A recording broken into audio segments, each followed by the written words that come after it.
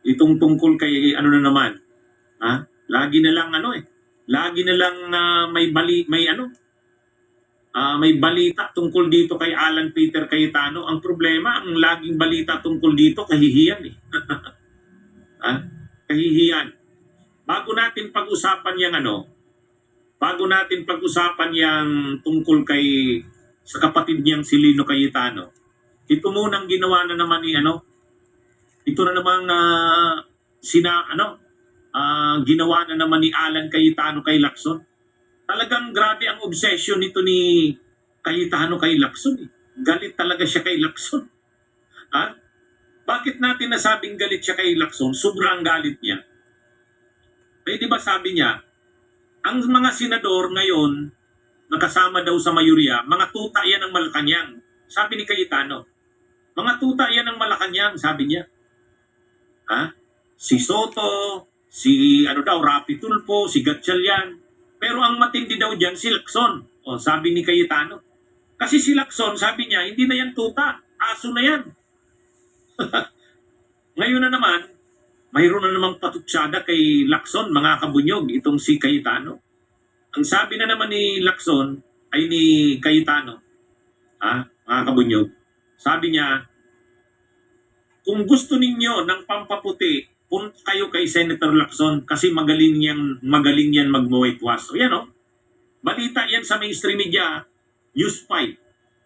O, imagine niyo ganyan yung kanyang mga sinasabi. Yan mga kabunyog, nakita nyo. Quote card yan ng News 5. Talagang sinabi yan ni Cayetano. Kung gusto nyo ng pampaputi, punta kayo kay Senator Lacson kasi magaling mag-whitewash. Ay, matindi itong taong to. Grabe ka, grabing pait sa katawan nito, mga kapunyog. Wala ba tayong audio? Hindi, mayroon naman tayong audio yata. O mayroon. So grabing pait sa katawan nito. Ang nanalantay yata dito, mga kabunyog, kay Cayetano. Mga panay kapaitan. Panay ang bukang bibig niya, mga mapapait na mga salita. Katulad niyan, imagine niyo, sabihan niya ng ganyan si Cayetano, si Lacson. Kung gusto daw na magpaputi, pumunta daw kay Lacson kasi magaling itong mag-whitewash. Ay, grabe. Grabe. Ang rason niya lang, bakit ganyan yung mga bira niya kay Lacson? Kasi, inaakusa niya si Lacson, ay inaaraw-araw daw siya ni Lacson, mga kabunyog. Yun ang akusasyon nito ni Cayetano. Sabi niya, inaaraw-araw ako ni Lacson O yan inaaraw-araw ako tirahin ni Senator Lacson. Na ano ba natin na inaaraw-araw siya ni Senator Lacson? Wala naman Hindi naman siya Sa totoo lang, saka ang mga comment naman ni Senador Lacson, mga professional na comment naman. Hindi naman katulad ng sa kanya na bastos. Ano ba kasi ang latest na comment ni Senador Lacson? Ang huling comment kasi ni Senador Lacson, sabi ganito. Sabi ni Senador Ping Lacson, sa tinagal-tagal ko sa Senado, ang lahat ng mga nakaraang mga Senate Presidents, yung mga pagpapalit ng presidente o pangulo ng Senado, lahat yan maayos, hindi magulo. Except yung last. Siyempre ang tinutukoy niyang last, yung kay Cayetano, pinalitan ni Gatchalian, yun ang magulo. Tama naman Ngayon, ang sabi kasi ni Lacson, ni Senador Ping Lacson, lahat kasi ng mga nakaraan, statesmen. Dito hindi. Kumbaga. Ngayon, ano naman yung ganung comment Ano pa naman yun professional na comment pa naman yun. Hindi naman yun masyadong, bastos. Hindi naman Observation niya yon ni Senador Ping Lacson, sabi niya, sa tinagal-tagal niya sa Senado, maraming pagpapalit na ng mga Senate Presidents. Pero itong pinakahuli ang magulo. Ang dahilan, sabi niya, lahat ng nakaraan statesmen. Ibig niyang sabihin, itong huli, Ito, wala ng statesmanship. Valid naman yung ganung comment eh, di ba? Napaka ano naman eh. Napaka valid na comment naman yon, observation. Eh ngayon napiko na naman si Alan Cayetano, sabi niya, kaya tinira niya na naman si Lacson, ang sabi niya, kung gusto ninyo na pumuti kayo, punta kayo kay Senador Ping Lacson kasi magaling siyang mag-whitewash. Inaakusahan niya si Senador Ping Lacson na nagwa-whitewash. Ang ibig sabihin niya dito mga kabunyog, yung mga investigasyon ni Senador Ping Lacson may nililinis. May nililinis. Kumbaga, hindi niya, may pinagtatanggol siya, may pinoprotektahan. Kung sa ano, may nilalabahan siya. Hindi lahat kinocover ng investigasyon. Ang akusasyon kasi ni Cayetano, actually, yan din ang akusasyon ng mga DDS kay Senador Ping Lacson, nang chairman pa daw ito ng Blue Ribbon, pinoprotektahan daw ang administrasyon. Hindi naman daw iniimbestigahan yung mga anomalya ng nasangkot na ang administrasyon. Pinipili lang daw ni Senador Ping Lacson. Pag sinabi daw na Senador Ping Lacson ito ang guilty, yun lang daw ang nadidiin. Pero yung iba daw, lalo na administrasyon, hindi daw. Kaya ang tawag ni Cayetano, whitewash. Mahilig daw mag-whitewash. So ang akusasyon ni Cayetano, kung gusto nyo na mapumuti kayo, pumunta kayo kay Lacson kasi mahilig siyang mag-whitewash. Matindi naman ang mga banat nito ni Cayetano. Ang rason niya lang, bakit niya ginagawa yan kay Lacson? Kasi inaaraw-araw daw siyang tirahin ni Senador Lacson. Wala naman tayong nakikitang inaaraw-araw siya. Mas mainit pa nga sa kanya ang magkapatid na Tulfo. Itong si Cayetano, hindi pa rin makabuon hindi pa rin talaga makabuon. Grabe, imagine nyo yan yung mga parang bata. Ang tinanong siya, bakit po lagi yung tinitira si Senador Lacson?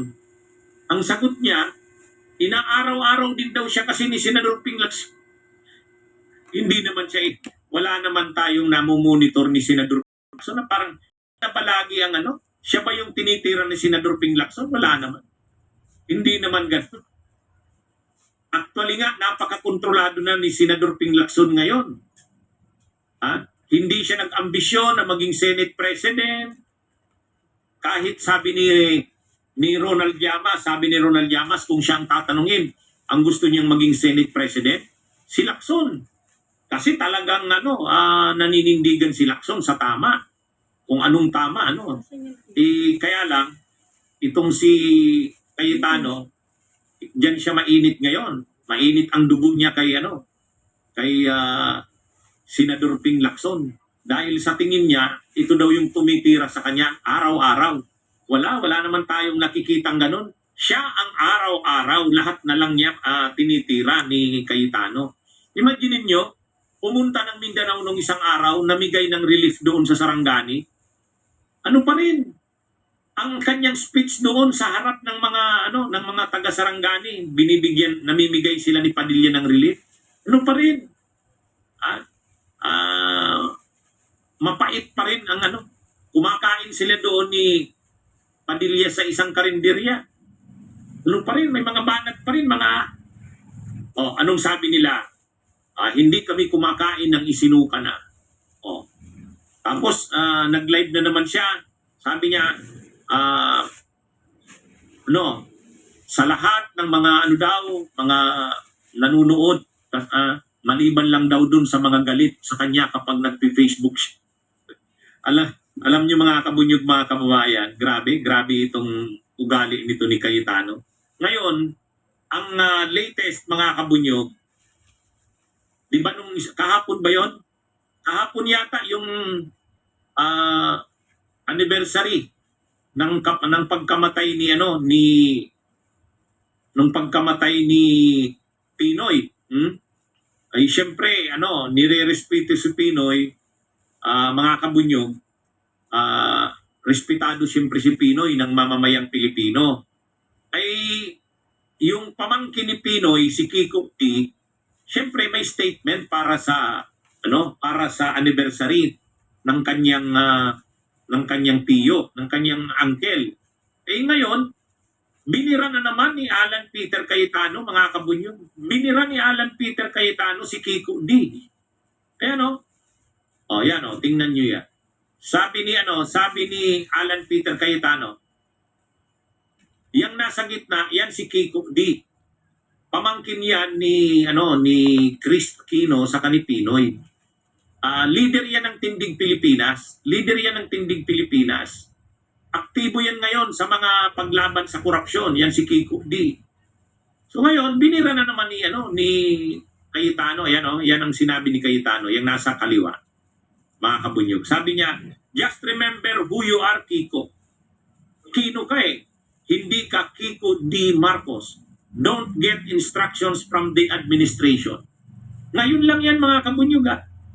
Statement, reaction yan ni Cayetano sa sinabi ni Kiko D.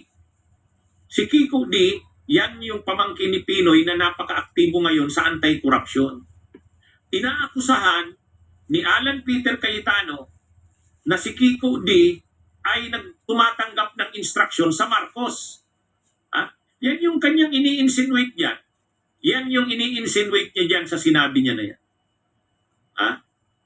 Pinapalabas ni Alan Peter Cayetano na si Kiko D ay ang nag-i-instruction sa kanya ay ang Marcos. Pero yung kanyang akusasyon ni Alan Peter ay napaka-irresponsable. Sa totoo lang, nag-guest ko na yan si Kiko D dito sa aking drama. Yan eh. Ayaw niya nga ng alliance sa Marcos eh. Hindi sa totoo lang. Ayaw niya ng alliance sa Marcos. Halimbawa, sa election sa 2028, ang gusto niya magpakandidato ang opposition lang. Ayaw ni Kiko D na maki-alliance sa Marcos. Na ko na yan eh. Nag-guest ko na yan si Kiko D. Sabi ko, mukha naman Kiko, hindi maganda yung stand mo. Sabi ko sa kanya, dapat magsama-sama yung lahat ng mga anti-Duterte. Pero siya iba. Iba ang stand niya ni Kiko D. Tapos ngayon, ito pang si Alan Peter Cayetano ang nagsasabi na inaakusahan niya si Kiko D na tumatanggap ng instruction sa Marcos. Grabe. Sabi niya just remember who you are, Kiko. Aquino ka eh. Hindi ka Kiko D. Marcos. Don't get instructions from the administration. Sos, yan? Si Kiko D. ay hardline na Aquino nga yan eh. Ang alam ko. Kasi napapanood ko ang mga interview sa kanya. Bilang leader ng Tindig Pilipinas, ayaw niya nga ng alyansa sa Marcos. Ayaw niya. Hindi sa totoo lang. Sabi ko nga, parang hindi yata ako agree sa mga stand ni Kiko D.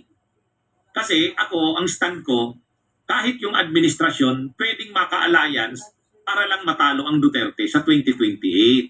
Si Kiko D, ayaw. Ayaw niya. Tapos ngayon, itong si Alan Peter Cayetano, ganun ang comment kay Kiko D. Anong klase siya? Hindi pala siya nagpo-comment siya na hindi niya muna inaalam. Hindi, sa totoo lang. Ako, kilala ko si Kiko D. Alam ko yung niya. Hindi nga ako agree sa ilang stand niya eh. Halimbawa, ang stand niya, dapat ang oposisyon magpatakbo ng kandidato, wag nang makipag-alliance sa administrasyon. Yan yung kanyang stand niya yon. Sabi ko, ang personal stand ko, hindi. Kahit sa administrasyon, pwede tayo makipag-alliance para matalo ang Duterte. Siya hindi. Iba yan, si Kiko D. And yet, itong si Cayetano, nagpo-comment kay Kiko D. Aquino ka eh, hindi ka Kiko D. Marcos. Don't get instructions from the administration. Ay, matindi ito mga kabunyo. Kaya hindi na nakapagpigil itong si Lino Cayetano. Sabi niya, "Hay, tama na Alan. Apologies to the Aquino family. today is not only the death anniversary of Pinoy, but also that of our dad. Perhaps this is a good day for prayer, reflection, and quiet remembrance, for honoring those we have all lost and recommitting ourselves to serving the Filipino people through our actions. Yan binara na ni Lino Cayetano, hindi na nakapagtiis si Lino Cayetano, yung kapatid niya. Ito yung Cayetano na matino. Matino ito kaysa kay Alan, saka kay Pia. Ito yung nag-donate ng kidney niya sa father niya, kay kumpanyero Rene Cayetano. Kaya lang, pagdating sa politika kasi sa Taguig, kontrolado ni Alan Peter sa Kanipia, tumakbo ito si Alan. Binigyan ng kalaban tumakbo itong si Lino Cayetano doon, congressman yata. Binigyan ng kalaban ni Alan. Hindi nanalo itong si Lino. Pero ngayon, inappoint ito ni PBBM bilang general manager ng PTV4, yung government TV station. Director kasi ito Director yan sa pelikula. Kaya magaling yan. Anyway, mga kabunyog, ang nakakaano dito, hindi na nakatiis. Si Lino Cayetano, sabi niya, ay, tama na Alan. Imagine niyo yung ganyang reactions, mga kabunyog. Sabi niya, hay, tama na Alan. Kumbaga, grabe na yung frustration nito ng kapatid niyang si Lino. Mabait yan si Lino, pero tingnan niyo yung reaction niya. Aliver ba yun? Present obliged. Sabi ni Lino Cayetano, hay, tama na Alan. Tapos sabay humingi siya ng apology sa pamilya ng Aquino. Talagang grabe na itong si mga kabunyog. Kahit yan, mali, alam ko, sigurado ako, mali ang kuha niya kay Kiko D. Inaakusa niya si Kiko D na Aquino yan Aquino, kasi ang mother niyan Aquino. Kapatid ni Chris sa Kanipinoy. Ewan ko kung si Balsiba ang niyan. Sino ba ang mother niyan? Si Balsiba? So ngayon, inaakusa ni Cayetano na itong si Kiko D ay nagpapagamit sa Marcos. So, ang layo. Ang layo. Mga kabunyog, mga kababayan. Ito, may comment pa itong si Cayetano tungkol naman sa TB. Tuberculosis, mga kabunyog. Pati TB, may comment si Cayetano tungkol dyan. Ito yung comment niya naman tungkol sa TB. Sabi niya, ang sakit daw ng Pilipinas, korupsyon. Tama naman. At hanggang ngayon daw, grabe ang korupsyon. Siyempre yung korupsyon ngayon sa flood control. Ngayon sabi niya, pag lumipas itong administration, hindi natin sineryoso ang flood control. Yung infra na korupsyon sa DPWH, babalik at babalik ito. Mas masama pa. Para itong TB, tuberculosis, na hindi nyo itinuloy yung gamot. Magiging drug resistant yung strain. Pinanood ko yung live na yan ni Cayetano. Ang tinutukoy niya dyan, sila Lacson daw at saka ang administrasyon, hindi naman daw seryoso sa paglaban sa korupsyon. Sa katunayan, ang akusasyon niya nga kay Lacson, nagwa-whitewash ito. May pinoprotektahan. Hindi naman talaga pinapanagot ang lahat ng sangkot. Ang kanyang sinasabi, at yan din yung sinasabi madalas ng mga DDS, yun daw mga Maleta boys, yung tinatawag nilang mga ex-marines umano, hindi daw binibigyang importansya ni Lacson. Dahil dyan, itong mga testimonya, binubunyag nitong mga Maleta boys na ito, nawawala daw, nasasayang. Dapat daw pinapahalagahan yan yung kanilang yung sinasabi nitong mga Maleta boys na ito, dahil importante yan para mapanagot ang lahat ng sangkot. May mga tinuturo daw itong mga Maleta boys na ito na hindi daw binibigyan importansya ni Lacson nang siya pa ang chairman ng Blue Ribbon. At kahit yung administrasyon pinagtatakpan. Kaya daw sila ginigipit, silang mga pro-Duterte, kasi ayaw daw lumabas yung katotohanan.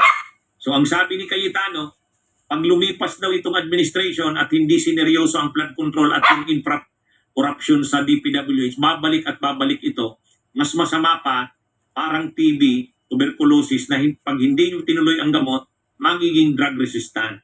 Tama ba yung observation ni Cayetano? Tama yan. Talaga namang ang korupsyon talamak noon pa man hanggang ngayon.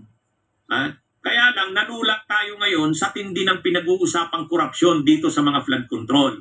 Ngayon, ang sinasabi ni Cayetano, ang ginagawa daw ni Lacson at ng administrasyon, nagwa-whitewash. Pinipili lang ang papanagutin. Ang patunay niya, yung mga Malita boys na maraming mga sinisiwalat, hindi daw binibigyan ng importansya. Sa totoo lang mga kabunyog, ano ba ang mga pinagsasabi ng pinagmamalaki nilang Malita boys? Yung mga sinasabi nilang ex-marines? Ano ba ang mga sinasabi ng mga yon? Ang mga binabanggit nila na tumanggap daw ng mali-malitang pera, sino? Si Laila de Lima. Yung mga Makabayan Black, si Raul Manuel, Arlene Brosas, Franz Castro. Tapos si Trillanes, saka yung ICC. Oh. Tapos si Father Flavio Villanueva. Si Congresswoman Beatrix Listro. Yun ang tinuturo ng mga Malita boys na yun na tumanggap daw ng mali-malitang pera. Oh. Ano namang klaseng, kung seryoso sila sa paglaban sa korupsyon, bakit ang binabanggit ng mga Malita boys na hawak ni Baligon, ni Defensor, nila Marcoleta at ni Cayetano, ang binabanggit na mga pangalan ay hindi naman mga kurap? What do I... So, kung maobserban nyo po siya lang Cayetano, di ba may something na siya? Wala na. Kung ano ng mga lumalabas sa bunganga niya. Isipin nyo, pati yung bata, si Kiko D. Para lang meron siyang maging issue. Ano ba? Isipin nyo. Ibang klase, di ba? May something. Kaya, wala. Marami siya napapaniwala mga something din eh. May mga something silang pare-pareho. Sumusweldo yan pero hindi pumapasok. Parang si Bato. Hindi pumapasok sumusweldo. Alam nyo, kaya siya ganyan ano ba, obsessed siya sa posisyon po, yung SP. Kasi, di ba nung nakaraan, napanood nyo, napanood ko, napakinggan ko yung tungkol sa impeachment.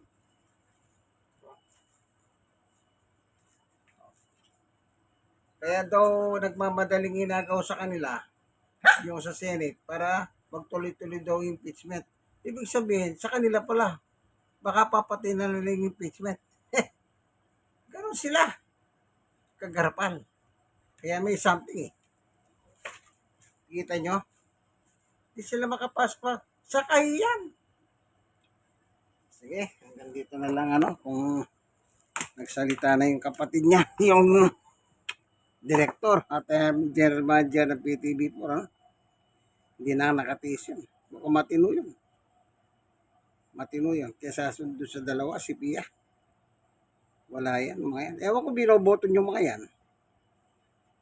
Kung matino kayo. Ngayon, kung may something kayo, okay lang. Pare-pareho kayo may something. Sige po, itong inyong kaibigan Jesus Brother Manny Bautista. Lagi kayong manalangin. Mainit ang panahon, manalangit pa. Mainit pa ang Senado. God bless us all.